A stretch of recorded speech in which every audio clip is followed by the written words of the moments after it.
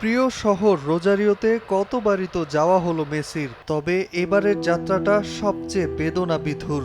বাবা হারানোর শোকে কাতর মেসি ফিরেছেন আপন বাড়িতে, বাবা হোর্হে মেসিকে শোক বিদায় জানাতে, যাকে ছাড়া আজকের মেসির অস্তিত্বটাই ছিল অসম্ভব। বাবার মৃত্যুর খবর পাওয়ামাত্র ফোর্ট লডারডেল থেকে ব্যক্তিগত বিমানে রোজারিওর উদ্দেশ্যে রওনা হন মেসি। মা সেলিয়া, স্ত্রী আন্তোনেলা রকুজ্জো সহ পুরো পরিবারের গন্তব্য হোর্হে মেসির শেষকৃত্য। এমন দুঃসময়ে সমবেদনা জানাতে মেসির বাড়ির আশপাশের এলাকায় ভিড় জমাতে শুরু করেছেন ভক্ত সমর্থকরা। আর্জেন্টাইন গণমাধ্যমের খবর, হোর্হে মেসির শেষকৃত্য সর্বসাধারণের জন্য উন্মুক্ত থাকছে না।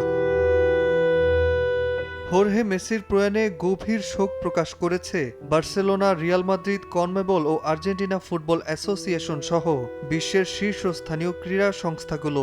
শ্রদ্ধা জানাতে আর্জেন্টিনার সব ঘরোয়া ম্যাচে 1 মিনিট নীরবতা পালন করা হয়। খেলোয়াড়, রেফারি ও কোচিং স্টাফদের কালো আর্মব্যান্ড পরার নির্দেশনা দিয়েছে এএফএ। শোক সন্তপ্ত মেসি ও তার পরিবারের প্রতি সমবেদনা জানাচ্ছেন তার সতীর্থরাও। মেসির বাবাকে স্মরণ করা হয় ইন্টার মায়ামির ম্যাচেও।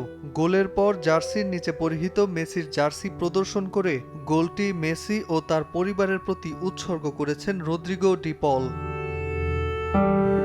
বিশ্বকাপের ব্যর্থতা ভুলে মায়ামিতে দলের সঙ্গে অনুশীলনে ব্যস্ত ছিলেন মেসি। পরদিনই এমএলএসের লিগস কাপে মন্টেরির বিপক্ষে খেলার কথা ছিল তার। সে সময়ই আসে দুঃসংবাদ।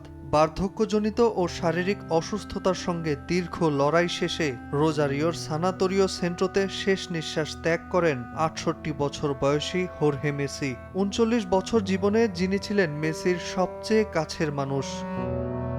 নাজমুল হাসান পুলক, সময় সংবাদ।